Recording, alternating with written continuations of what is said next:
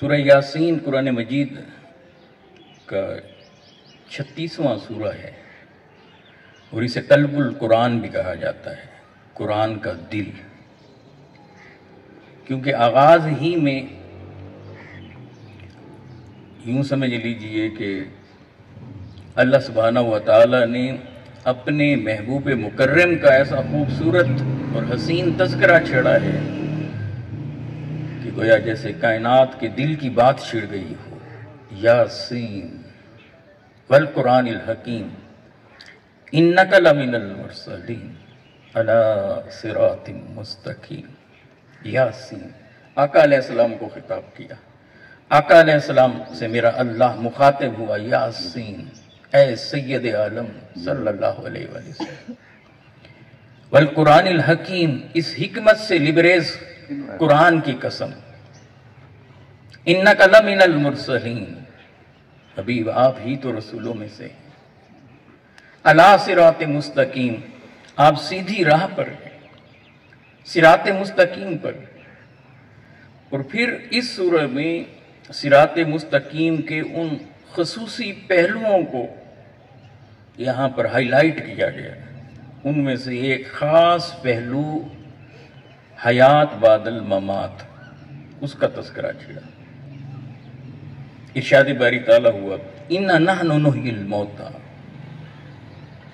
ہاں ہم ہی تو ہیں جو مردوں کو زندہ کر دیں گے۔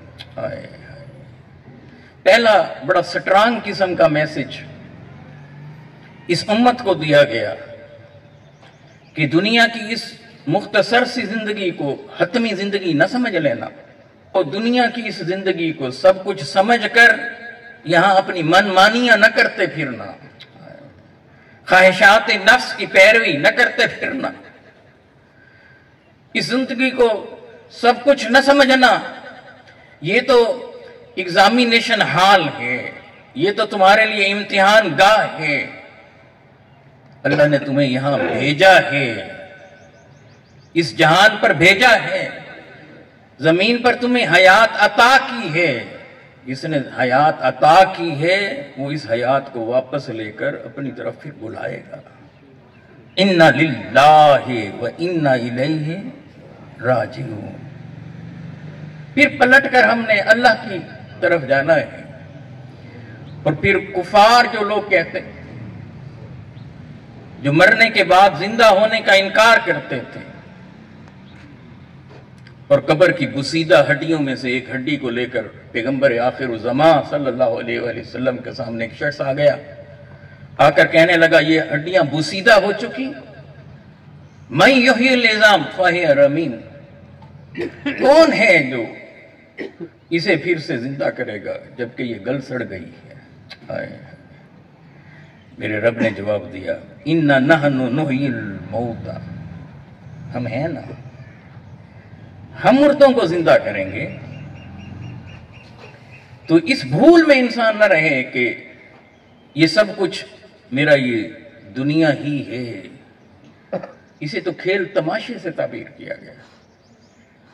یہ تو جب یہاں آنکھ بند ہوگی اور پھر اگلے جہان میں آنکھ کھلے گی تو پھر اس زندگی کی حقیقت کا ہمیں پتہ چلے گا۔ وہاں جائیں گے تو یوں محسوس ہوگا کہ دنیا میں جو ہم نے اتنا ٹائم گزارا، 60 سال 70 سال 80 سال یا جتنا بھی اللہ نے چاہا، جتنا وقت گزارا، یوں لگے گا جیسے ابھی خواب دیکھ رہے تھے اور بیدار ہو گئے۔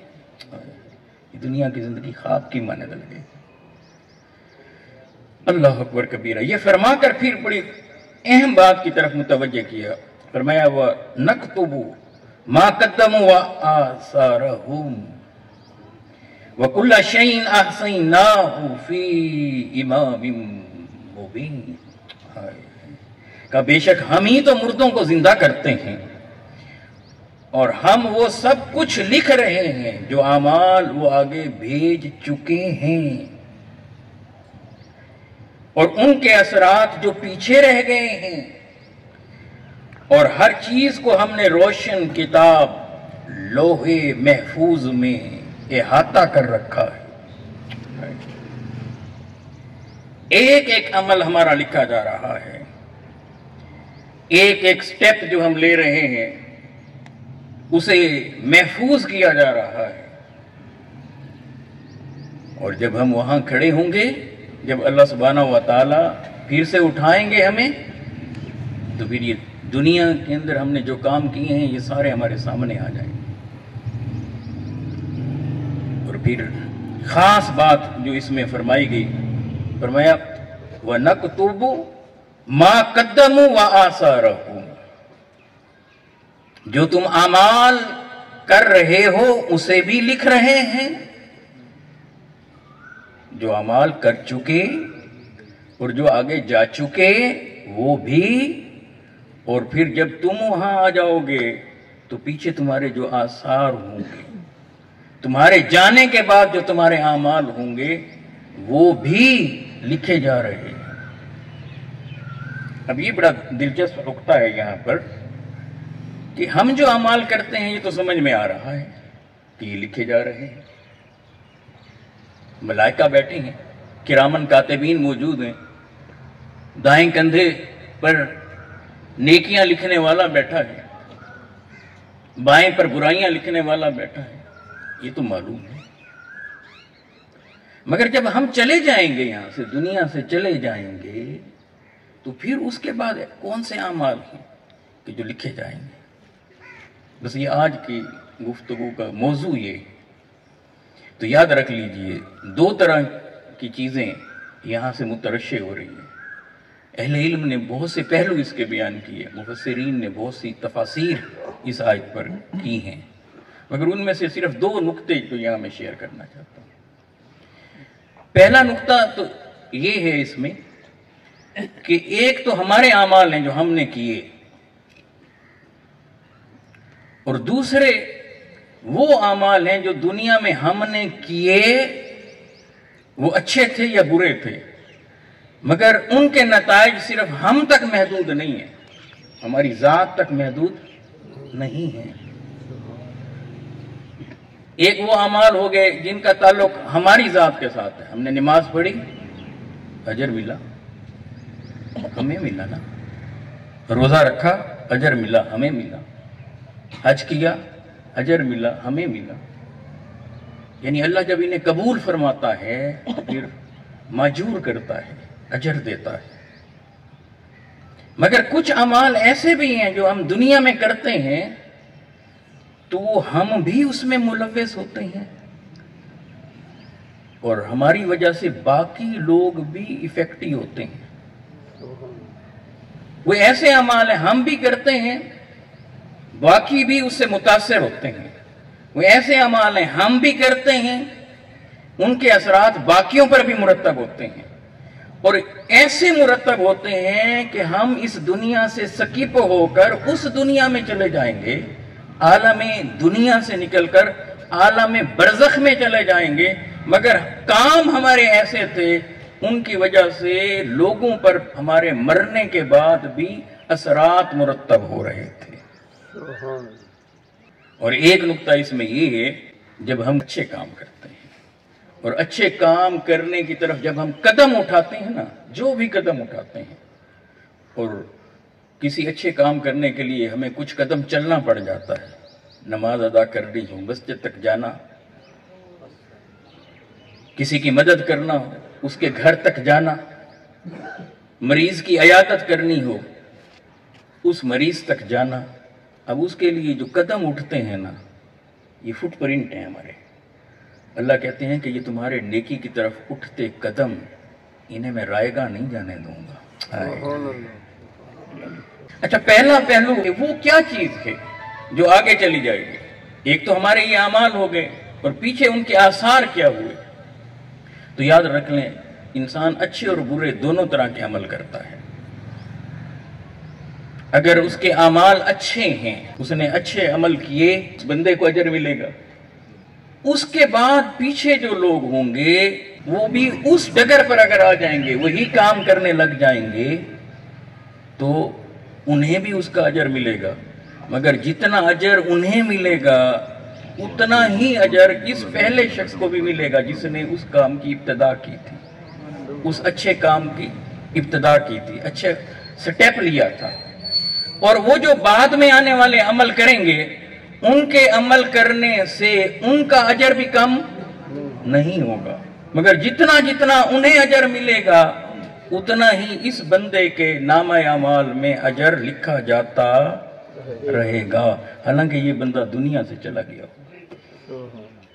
ایسے ہی جب کوئی شخص غلط کام کی ابتدا کرے گا دنیا میں، ایسا غلط کام جو صرف اس کی ذات تک محدود نہیں ہوگا بلکہ جو باقیوں کو متاثر کر رہا ہوگا، جب وہ یہ کام کرے گا، وہ یہ کام کر کے دنیا سے گزر جائے گا، اس کے بعد آنے والے جب اس ڈگر پر چلیں گے پھر وہ حرکت کریں گے، وہ عمل بد کریں گے، تو اب جس نے پہلے پہل اس حرکت کو کیا اسے بھی گناہ ہوگا۔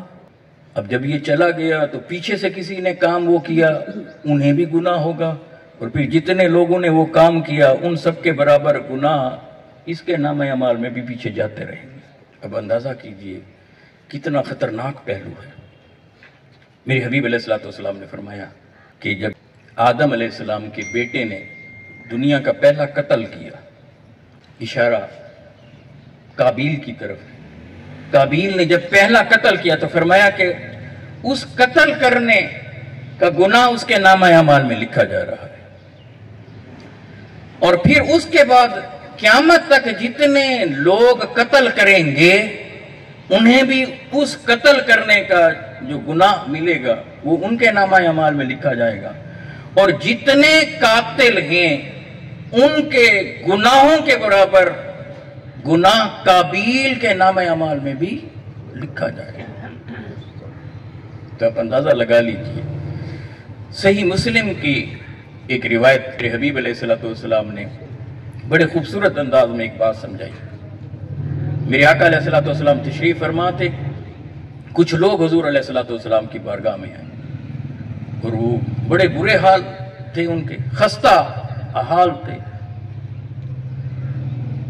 حالت یہ تھی کہ ان کے پاؤں بھی برہنہ تھے،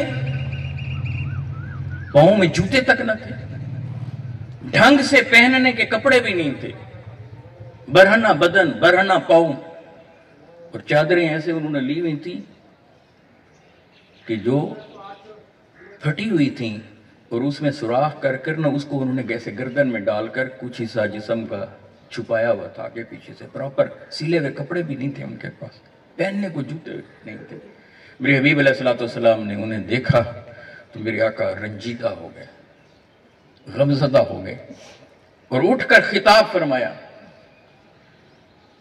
اور خطاب فرما کر قرآن مجید کی آیات تلاوت فرمائی اور لوگوں کو موٹیویٹ کیا کہ ان کی مدد کرو۔ طویل حدیث، اس کا مفہوم آپ کے سامنے رکھ رہا ہوں۔ لوگ اٹھے، کسی نے درہم و دینار دیے، کسی نے کھانے پینے کی چیزیں وہاں لا کر ان کی مدد کی، کچھ اور لوگ بھی تھے۔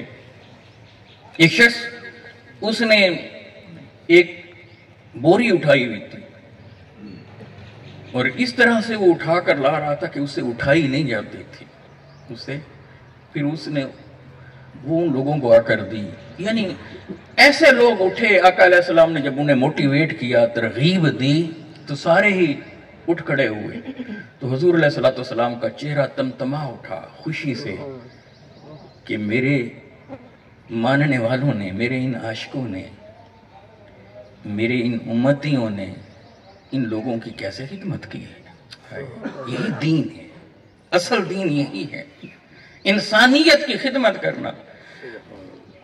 جب میرے آقا علیہ السلام نے انہیں دیکھا اور خوش ہوئے، اتنا خوش ہوئے کہ میرے حبیب علیہ السلام نے اس کے آگے ایک جامع بات قیامت تک آنے والوں کے لیے کہی، اور وہ بات بڑی سمجھنے والی ہے۔ میرے حبیب علیہ السلام نے فرمایا، من سن فی الاسلام سنتن حسنتن فلہ اجرہا، جو اسلام میں کسی نئے کام کا آغاز کرتا ہے، من سن فی الاسلام، الفاظ دیکھیے آگے فرمایا سنتن حسنتن، سنتن حسنتن، सुन्नतन हसनतन, उसने अच्छी सुन्नत को जारी किया, सुन्नत हसना को जारी किया, फरमाया उसे उसका अजर होगा। और जितने लोग फिर उस सुन्नत पर अमल करेंगे, उस तरीके पर अमल करेंगे, हालांकि वो तरीका इस्लाम में नहीं होगा। जरा देखें हदीस के कलिमात सुनिए, मन सन्ना फिल इस्लाम, जिसने इस्लाम में निया तरीका जारी किया। सुन्नत के कई माने हैं। सुन्नत का माना तरीका भी है, आदत भी है, अदा भी है, अमल भी है, रास्ता भी है। तो जो मेरे हबीब अलैहिस्सलाम का रास्ता है वो भी सुन्नत कहलाता है, जो मेरे हबीब अलैहिस्सलाम का तरीका है वो भी सुन्नत कहलाता है, जो मेरे हबीब अलैहिस्सलाम की अदा है, अमल है, वो भी सुन्नत कहलाता है। यानी अलगरज सुन्नत के कई माने हैं, मगर मेरे हबीब अलैहिस्सलाम ने अपने बाद आने वालों के लिए, क़यामत तक आने वालों के लिए फरमा रहे हैं कि जिसने नई सुन्नत का इजरा किया, मन सन्ना फिल इस्लाम। इसलिए हम कहते हैं ना कि इस्लाम क़यामत तक के लिए है। इसमें फलसफा खत्म नबूवत है कि मेरे हबीब अलैहिस्सलाम के बाद अब किसी पैदा होने वाले शख्स ने नबी या रसूल नहीं होना। नबूवत का दरवाजा बंद हो चुका, ताज खत्म नबूवत मेरे आका अलैहिस्सलाम के सरे अक़दस पर सजा दिया गया। हुजूर आखिरी नबी हैं सल्लल्लाहु अलैहि वसल्लम। इसलिए क़यामत तक ज़ाहिर है कई तरीके आने हैं, कई पहलू। फिर फरमाया कि उसे उसका अजर होगा और जो लोग उस पर अमल करेंगे उन्हें भी उसका अजर होगा, और जितने लोगों का अजर होगा ना उस पर अमल करने का, उस अजर के बराबर पहले शख्स को जिसने उस काम को शुरू किया था उसे भी उतना अजर मिल रहा होगा, और उन लोगों के अजर में भी कमी नहीं होगी। मगर इसी के साथ फिर फरमाया मन सन्ना फिल इस्लाम सुन्नतन सय्यतन, और जिसने इस्लाम में किसी बुरे काम का आगाज किया तो उसे उसका गुनाह होगा, और जितने लोग उस पर अमल करेंगे उन्हें भी गुनाह होगा, और उन सब लोगों के गुनाहों के बराबर उस पहले शख्स को भी गुनाह होगा। यानी वो बंदा दुनिया से चला गया होगा, अब पीछे उसके अब ये किस तरह के अमल है। मसलन अब देखिए कौन सी ऐसी चीजें हैं, मसलन नबी अकरम सल्लल्लाहु अलैहि वसल्लम के मुबारक दौर में सिहाए सित्ता नहीं थी। सही बुखारी, सही मुस्लिम, जामे तिरमिज़ी, सुनन निसाई, सुनन इब्ने माजा, ये जो कुतुब हैं हमारी, ये नहीं लिखी गई थी, मगर ये बाद में लिखी गई। ये अच्छा तरीका था, लोगों ने इन्हें स्टडी किया, हदीस से इस्तेफादा किया, अब उन्हें अजर मिलेगा। मगर जिसने सबसे पहले लिखा होगा उसके नाम अमाल में भी अजर। हुजूर अलैहिस्सलातु वस्सलाम के मुबारक जमाने में मस्जिदों के मीनार नहीं बनाए जाते थे। आका अलैहिस्सलातु वस्सलाम के मुबारक जमाने में कुरान मजीद के 30 पारे नहीं थे। बाद में अहले इल्म ने कुरान मजीद को 30 हिस्सों में तकसीम किया, ताकि अगर कोई महीने में कुरान ख़त्म करना चाहे तो एक एक हिस्सा पढ़ ले। मेरे आका अलैहिस्सलाम के मुबारक ज़माने में रुकू नहीं थे। बाद में अहले इल्म ने कुरान मजीद को पढ़ने में आसानी की खातिर छोटे छोटे हिस्से उसके तरतीब बना दी। इसी तरह से मदारिस बने, मकतब बने। ये उस दौर में इस अंदाज में नहीं थे, मगर ये नए काम थे। ऐसे महाफिल होती हैं, महाफिल किरात होती हैं, महाफिल नात होती हैं, साले सवाब ये नशिस्तें हैं। ये इस तरह के अच्छे काम अल्लाह सुब्हानहू व तआला के हबीब अलैहिस्सलातु वस्सलाम के मुबारक दौर में इस तरह से उनका इनेकाद नहीं होता था, मगर ये सारे नेक काम है। दूसरा इसका ज़ाविया, जैसे कोई हॉस्पिटल बना दे किसी की मदद करने के लिए, वाटर कूलर लगवा दे, किसी को घर बना कर दे दे, उसके लिए कोई तंजीम बना दे, फलाही काम शुरू कर दे, अब ये अच्छे काम है।